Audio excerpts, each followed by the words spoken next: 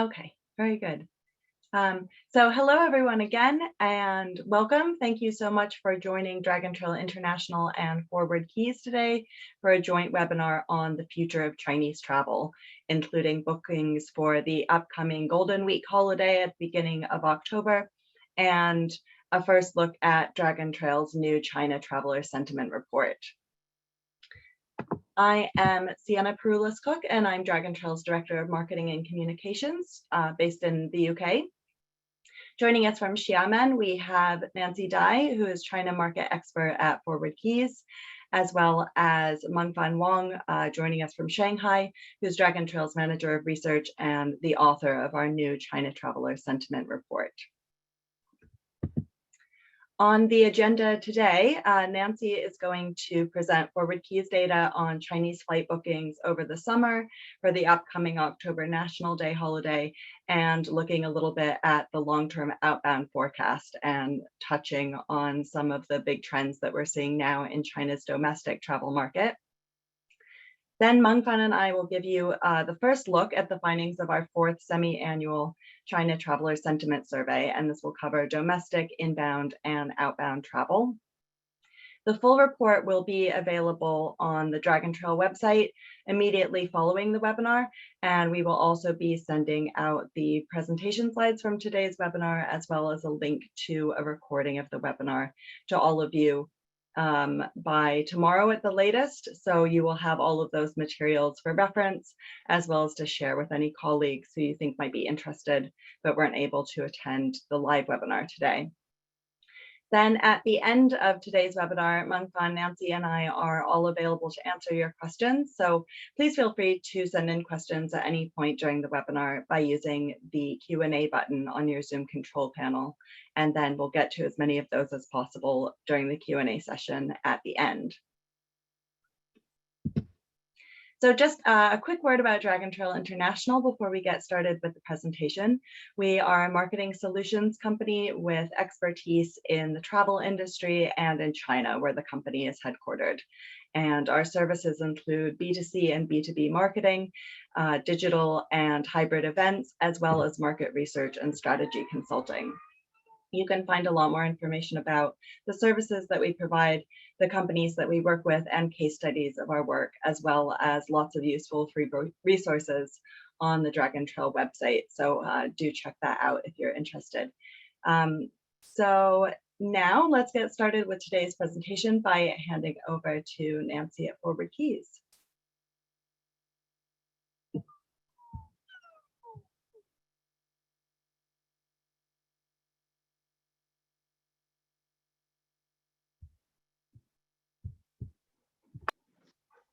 Thanks, Sienna. Hi there, I'm Nancy, Insights Expert at ForwardKeys.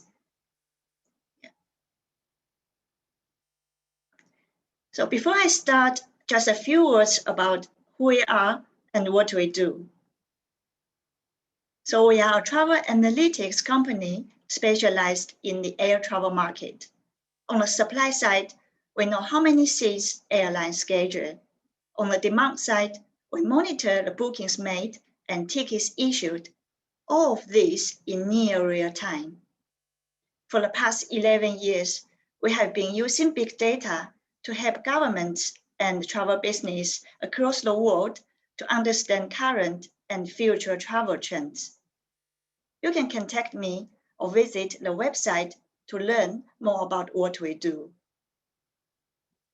Okay, let's begin with an overview of summer travel in China, then take a look at what's coming for Chinese travel over the Golden Week holiday period and beyond.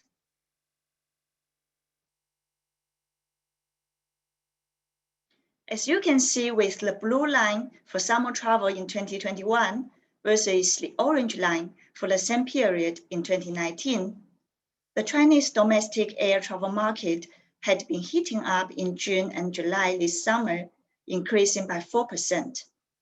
However, the recovery was disrupted in August, recording a 49% decrease when compared to 2019. This was due to the recent outbreak, which started from a cluster in Nanjing and quickly spread to 48 cities across the country by mid-August. On the 23rd of August, no new locally transmitted cases were reported for the first time since July. Very quickly, we started to see the uptick in travel. Sadly, it's still much behind 2019's level. So focusing on June and July only, the top 10 destinations remained in some and sea destinations in the coastal areas and increasingly popular destinations in West China. The top 3 were Beijing, Shanghai, and Chengdu. This was followed by Xi'an, Chongqing, and Kunming in West China. We can see that nature and unique cultural experience have become a more attractive drawcard for travelers in the post-pandemic time. I guess there's also the sense of more space, curing potential concerns of catching COVID from being in a crowded place. Among the popular coastal destinations, Hangzhou and Xiamen have increased in their popularity for Chinese travelers. Qingdao also jumped to the 10th position this summer. Guangzhou and Shenzhen lagged due to the resurgence of COVID-19 in June. When analyzing passenger profiles per booking, we have uncovered a rare gem. Group travel is making a return. Indeed, the group size of more than 6 passengers per booking had the best performance, growing 7% when compared to 2019. Other profile types also grew. Solo travelers grew by 5%, and couple travel increased 3% this summer. The only one not experiencing a huge momentum is typically family-sized group of 3 to 5 people. This has great potential as it has the largest share of 28%, but increased the slowest by 1% this summer. Now, what's even more interesting to uncover is where these different passenger profiles are flying. Drum roll, please, as we review this important piece of information. The appeal of domestic tourism in China is robust, but there are vast differences in terms of traveler profiles, interests, and size. A cookie-cutter promotional campaign that appeals to the masses will not cut it this year for brands. Haikou, Changsha, and Chongqing are appealing more to solo traveler crowd. Changsha and Chongqing are so-called influencer cities, so places often posted by influencers on short video platforms such as Little Red Book and TikTok. Sexy Tea and Wenheyou, a local milk tea brand and a local cuisine restaurant in Changsha, have become a huge hit on social media platforms. It's very interesting to see that young people travel thousands of miles to Changsha just for a cup of milk tea and that much desired TikTok video or WeChat moments.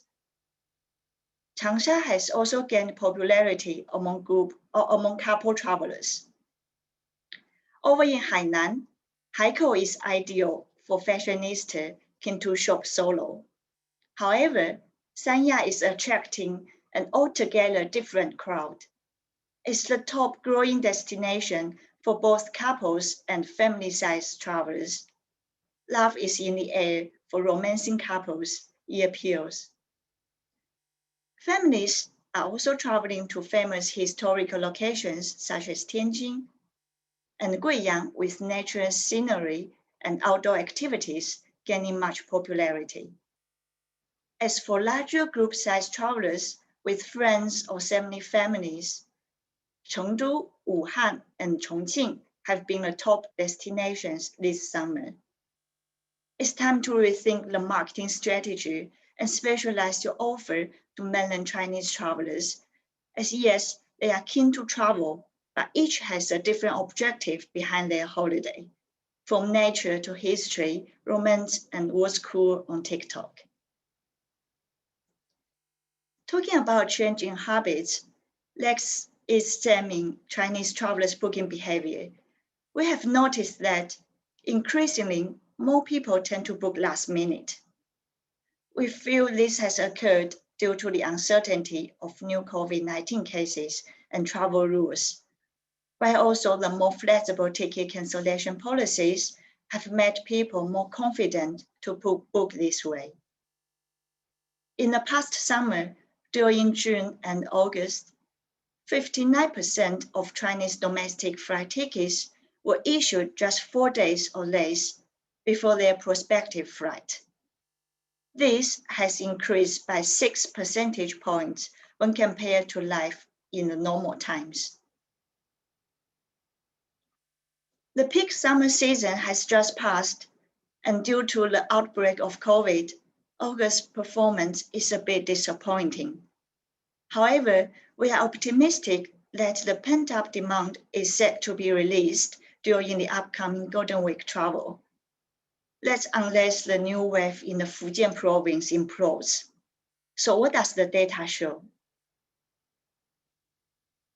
Looking at air tickets issued for any future travel, we see that when the situation was contained around mid-August, issued tickets increased immediately by 53% week over week.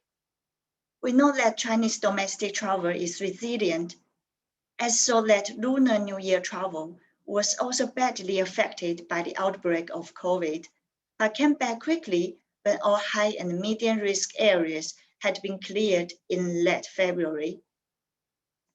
But there's good news now. From the 10th of September, cross-provincial travel organized by travel agencies are resumed to Beijing. 80% of tourist attractions nationwide will remain open for the Golden Week. The bad news is, on the 15th of September, the Ministry of Education called on students and teachers to stay put for the upcoming holidays, as the current outbreak in Fujian related to a cluster in primary schools. What does this mean for the popular holiday period around Golden Week? So Chinese National Day Golden Week runs from the 1st of October until the 7th. This year, the booking data shows travel peaks on 18th and 25th of September, that's Saturdays before and after Mid-Autumn Festival, and a Sunday on 10th of October after the Golden Week. As we feel some people extend the holidays to return home later or delay a bit the holiday to overload crowds over the Golden Week. We define the Golden Week monitor period as from 28th of September to 10th of October. As of the 13th of September, bookings for domestic travel during Golden Week monitor period is down by 61% when compared to the same period in 2019. But that all may change as we know last-minute bookings get made. As of 13th of September, bookings to Beijing are reaching 48% of the same period in 2019. Autumn is a good time to travel to Beijing, and its popularity this year should be boosted by the opening of Universal Studios on 20th of September. According to Fliggy, Alibaba's online travel platform, tickets for the opening date sold out within half an hour after ticket sales are opened. And we see that although the overall performance is down, bookings to star destinations, Chengdu, Haikou, and Sanya, are relatively more advanced when compared to other major destinations. During June and July, both Haikou and Sanya recorded growth in air arrivals. Sanya performed better than Haikou, up by 30% in June and 42% in July, while Haikou grew 8% in June and 31% in July when compared to the same period in 2019. To both destinations, the outlook was badly affected by the recent outbreak, but it has been contained soon. Cross-provincial travel in Hainan had been suspended from 5th of August, but resumed 2 weeks later on 19th of August. Travel recovered quickly in September, although still behind 2019's level. Bookings for travel to Haikou in October is currently down by 54%. To Sanya is down by 46%. We all know that Hainan has explored as the top destination for Chinese travelers, but let's break this down by trip origin cities as the key source markets to uncover some new and maybe untapped business opportunities. Bookings from Beijing and Shanghai are more advanced for Haikou, while Sanya attracts more bookings from Harbin, a northern city in China. Perhaps retirees are looking at ways to avoid the cold winter. However, new COVID cases were just reported in Harbin in past 2 days. Starting from yesterday, people departing Harbin would need to have pre-departure negative tests within 48 hours. So we will need to see if this resurgence in Harbin can be contained soon. To both destinations, bookings from Chengdu and Wuhan recovered at the same level. Haikou captures the interest of travelers from Hangzhou, while travelers from Changsha prefer Sanya to Haikou. While domestic travel has seen relative movement, what movements can we notice in terms of outbound travel? As China has maintained strict border controls, Macau is the only destination seeing a rebound in bookings for mainland Chinese travelers. We can see that air travel from mainland China to Macau has been trending up since late February, when Macau lifted travel restrictions and reopened to mainland China on the 23rd of February. During June and July, air arrivals recovered to 56% of the pre-pandemic level, while outbound travel from China in general was down 95%. The August outbreak in the mainland also disrupted travel to Macau. However, forward-looking air travel in the coming months, bookings are catching up, just 46% down compared to 2019. You might have the question, since there is no travel restriction in place, why it did not quickly recover to the pre-pandemic level? We believe that although travelers are exempt from quarantine, both when arriving in Macau and when traveling back home, the kind of flight test model still brings inconvenience and hampers traveler willingness. Alternatively, people tend to explore more in domestic markets. For arrivals in Macau, we see that people tend to stay longer. During June and July, the share of passengers staying at Macau for 3 to 5 nights increased significantly by 36 percentage points when compared to 2019. Meanwhile, there was a drop of 38 percentage points in 1 to 2 night stays. Before the pandemic, Macau was usually a combined holiday destination, matched up with few days in Hong Kong. But now, due to safety concerns and travel restrictions, people tend to explore just in a single destination at a slower pace.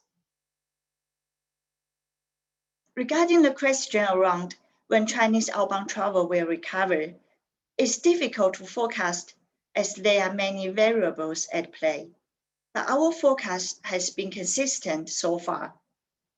According to our long-term forecast in March, Chinese outbound travel will recover 25% this year, but the situation is getting worse in Asia due to variants of COVID-19.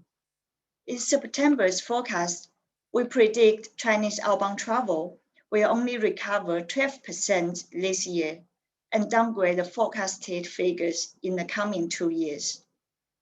Next year, Beijing will host the Winter Olympics, To make sure a safe and successful event, we believe current strict restrictions and quarantine requirements will remain in place until at least mid-2022, and a gradual reopening is the most likely scenario.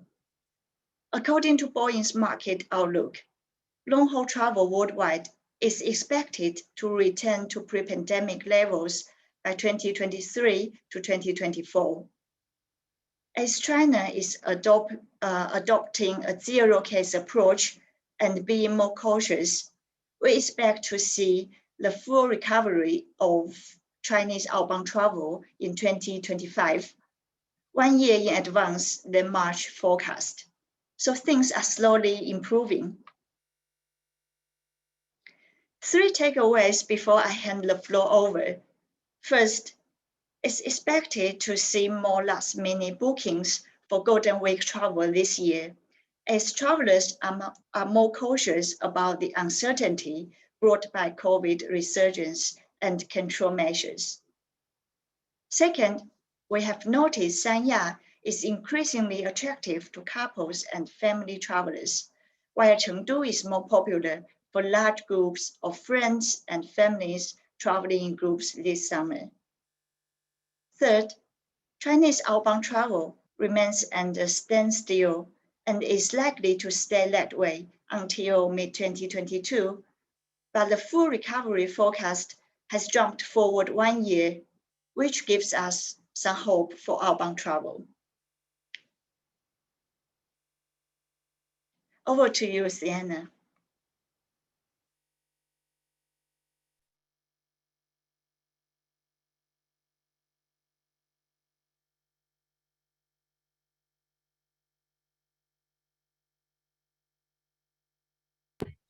Thank you very much, Nancy. I picked up on a lot of really interesting things, and I mean, so much stood out, but I think it's very interesting to see, we talk a lot about travel to Hainan during this period and how there's been a big surge in that, but that Hainan, although it's just one island, that you have a very different traveler profile, whether they're going to Haikou or to Sanya. So that's one of the things that I took away. I'm now going to just get our presentation up on the screen and hand over to Mengfan. So,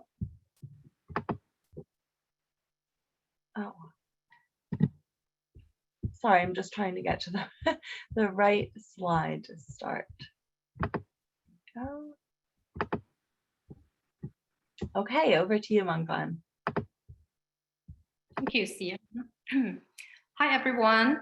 Welcome to my presentation of our latest China Traveler Sentiment Report. My name is Mengfan Wang. I'm the Manager of Research at Dragon Trail International. Before we go into the results, I want to quickly introduce our new product, the China Travel Market Monitor.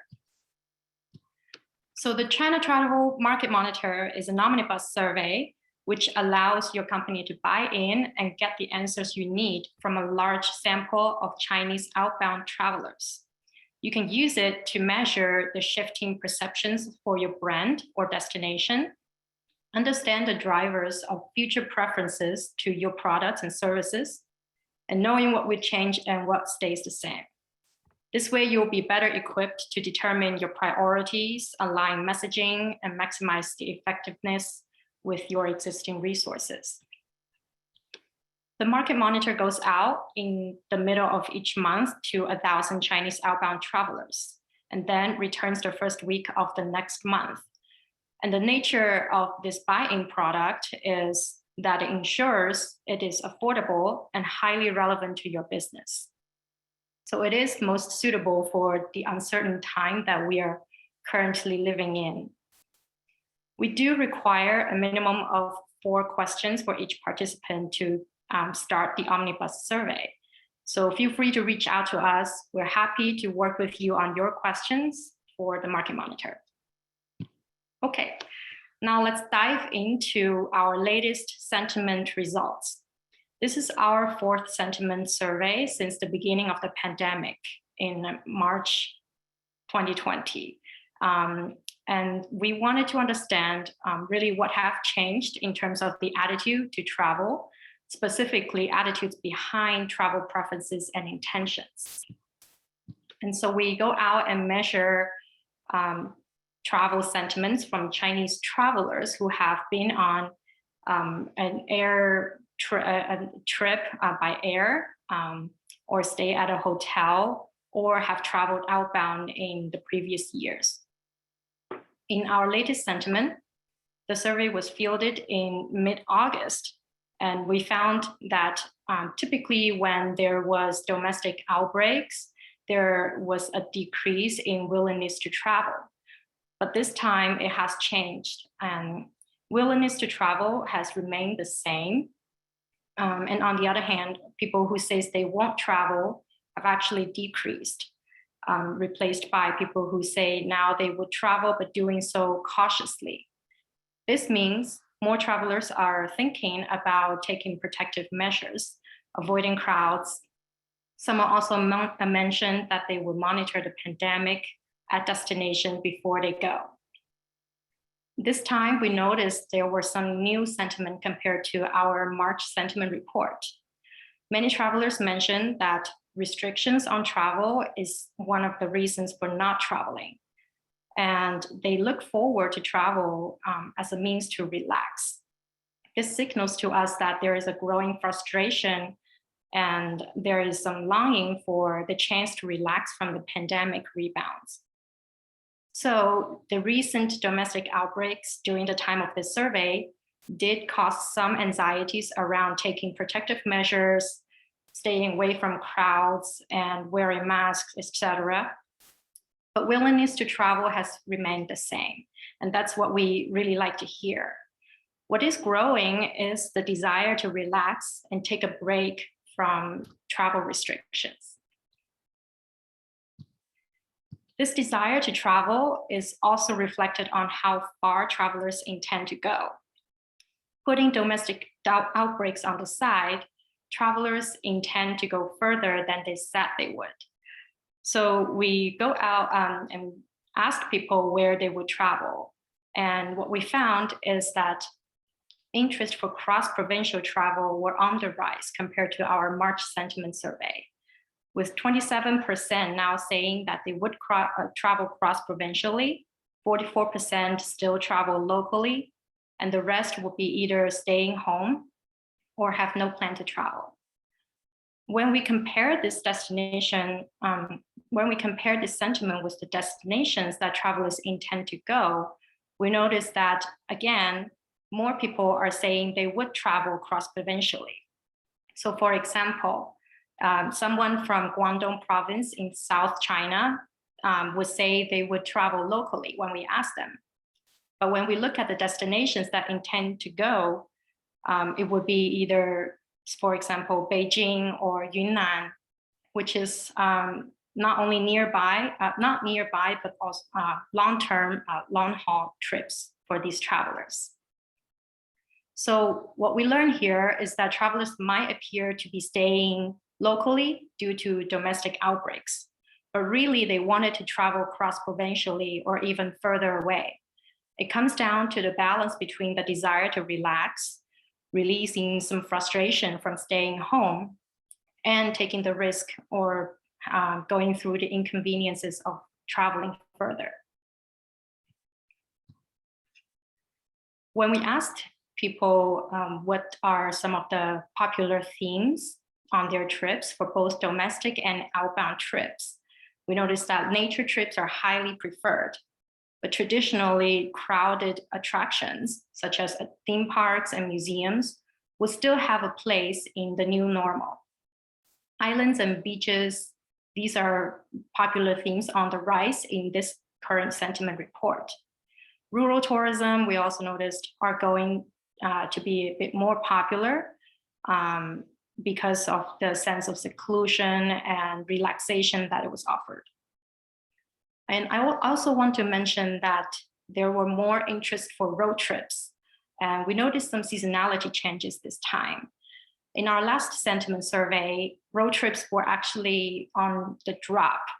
And this time, on the contrary, road trips interest has gone up. And this signals to us that road trips are a bit more popular in the summer compared to winter time in China. And lastly, there is a drop in outdoor sports and winter tourism. The interest would likely remain niche at the moment, but with the Winter Olympics coming up, we expect to see some growth in this area in the near future. And with that, I would hand off to Sienna to go through the inbound and outbound travel trends of this survey. Thanks, Mengpan. So this is actually the first time in our traveler sentiment survey that we've asked any questions about inbound tourism. And with the Beijing Winter Olympics coming up in February of 2022, we asked survey respondents how open those Olympics should be. And the results were very interesting. Actually, more than half of respondents said that the Beijing 2022 Winter Olympics should be open to visitors from anywhere, as long as they're fully vaccinated and have a negative COVID test result. 23% said that the game should only be open for domestic spectators, and then a quarter said that the game should be open to no spectators at all, similarly to the Tokyo Olympics from this past summer.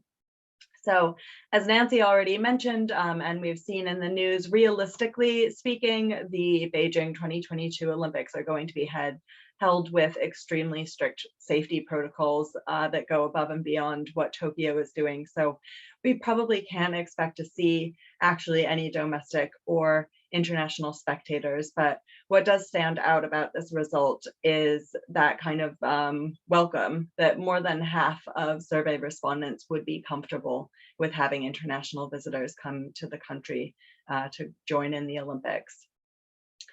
However, openness to inbound travel does not necessarily mean that people want to change China's very strict quarantine requirements.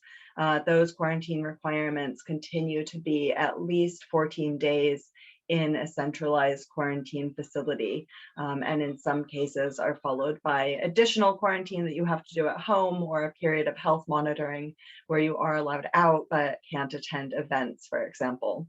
So when we asked travelers about their opinions about the quarantine on arrival policy in China, we found that 30% said that the quarantine should be relaxed for inbound travelers who are fully vaccinated and have a negative COVID test result.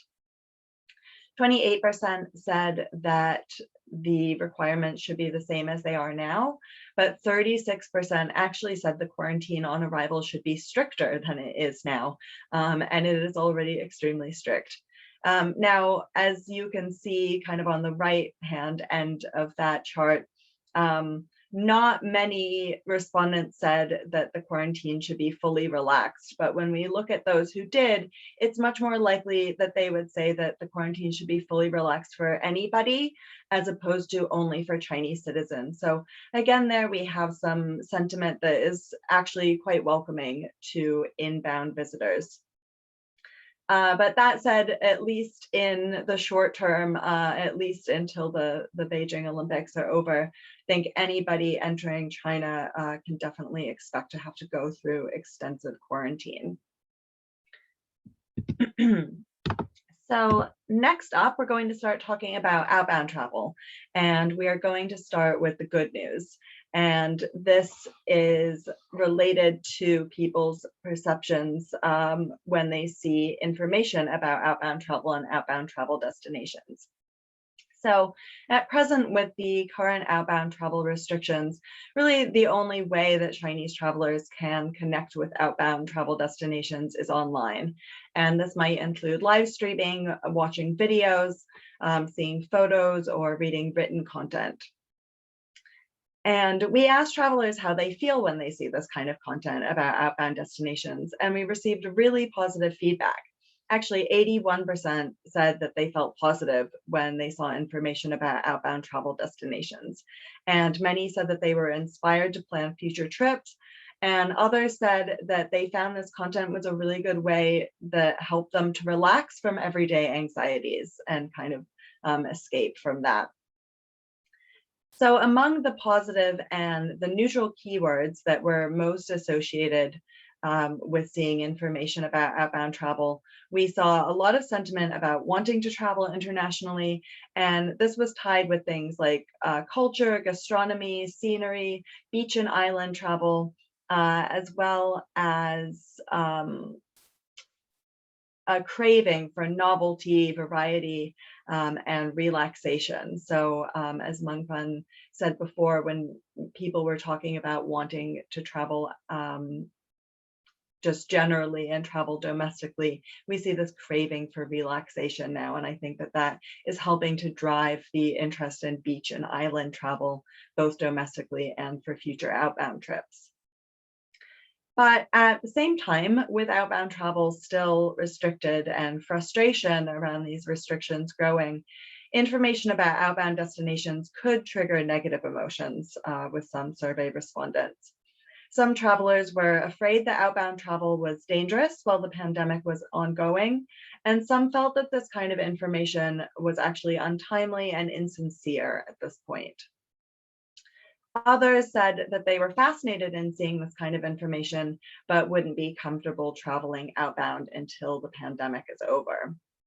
But overall, destination marketing is actually being really well received right now, and that is very good news, especially to those of us like Dragon Trail that are engaged in some of this outbound travel destination marketing.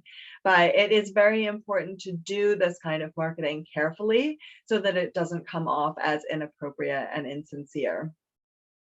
And we would also suggest that since this kind of information is being so well received, it's a really good opportunity to add some content into that outbound travel marketing that addresses concerns about safety, that perhaps tells people good news about the impact of vaccinations in your destination, or declining cases, for instance, or safety measures that are being taken in the destination, because this is something that maybe travelers are not getting enough information on, as we will see later when we look at perceptions of outbound destinations. So if we're talking about travel after the pandemic, it's a good idea to ask a question of what this means to Chinese travelers. When we asked people about the prerequisites to travel internationally again, we found that official travel advice had the strongest impact. And this is something that we also picked up on in our March 2021 traveler sentiment survey.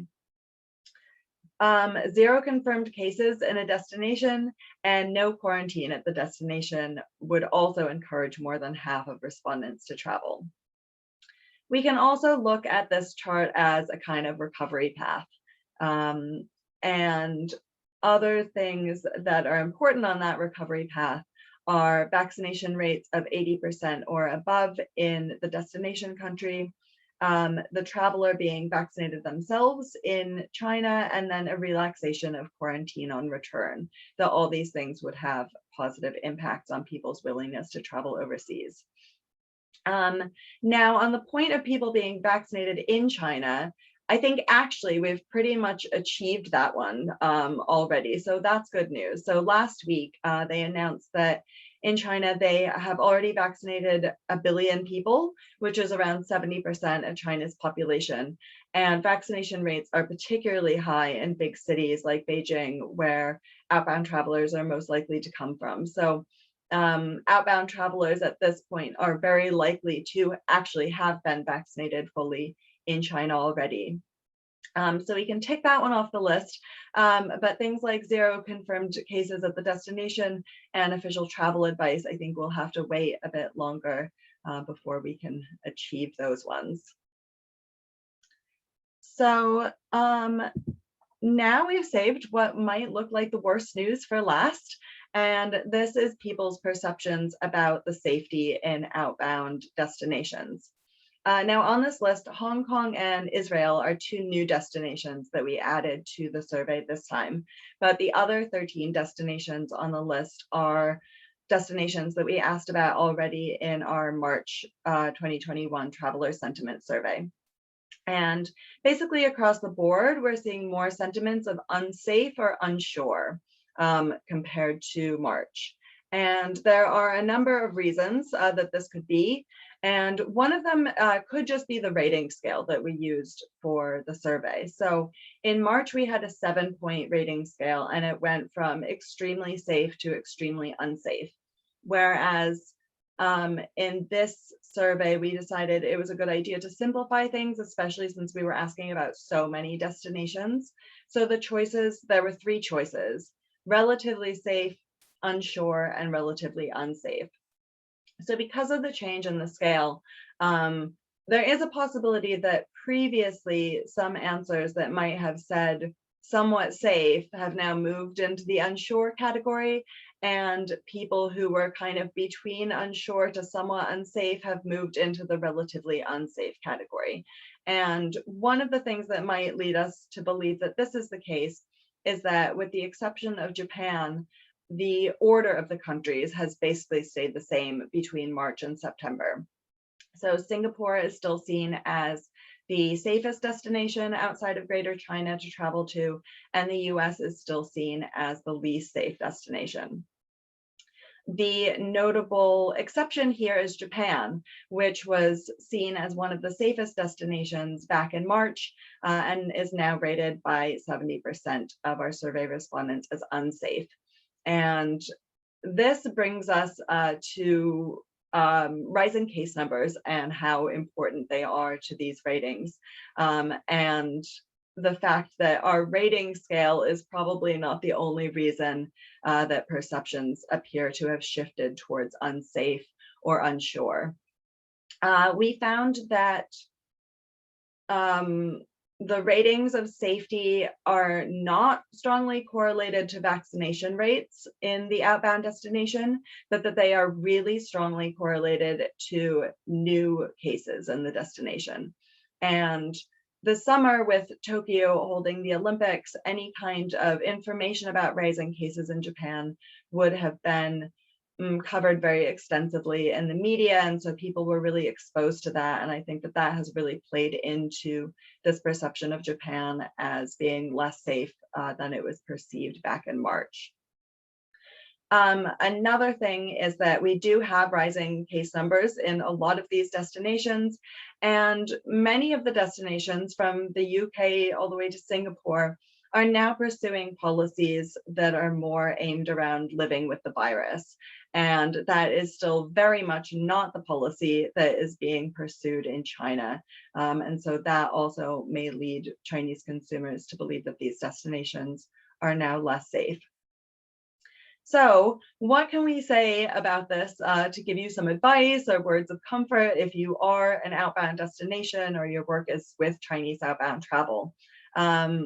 There are definitely a couple of things to take away.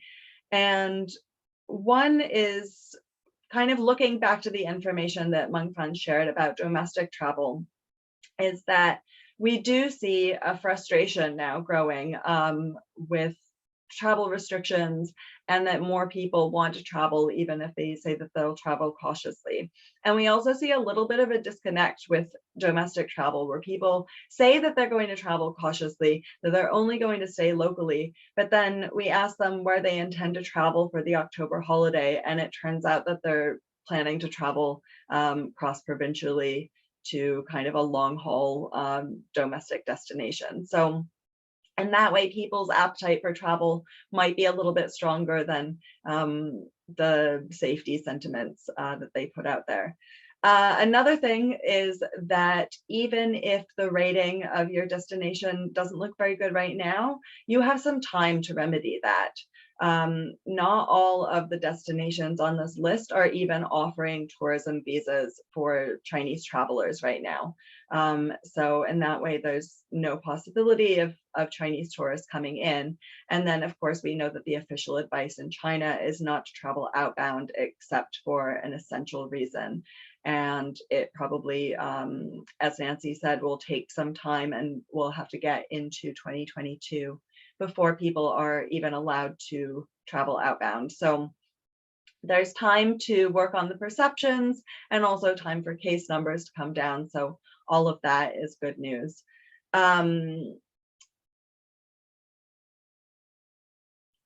And as we saw a couple of slides ago, people are still really receptive to information about outbound destinations, and they like seeing information about these outbound destinations, even if they think it's unsafe to go to those outbound destinations right now. So as I mentioned before, I think there's a really good opportunity with information that you're putting out there about outbound destinations to include safety information there, and to put out information that you think reflects your destination more accurately, perhaps, than these ratings do. And then just one more thing I wanted to point out is that although there are a lot of people who have picked unsafe for these destinations, if we look at the category of people who said unsure, that's huge. For some destinations, it's about half of the survey respondents just simply didn't know if the destination was safe or not. So these are just people who really need more information. And fortunately, there is time to kind of communicate this information. So that is all that we will be sharing of our new China Traveler Sentiment Report right now in the webinar.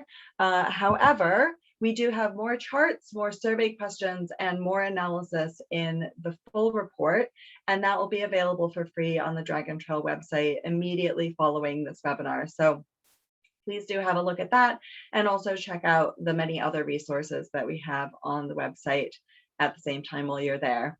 Also, if you're not already following us on social media, you can check out our LinkedIn, Twitter, Facebook, and WeChat accounts for regular updates and news.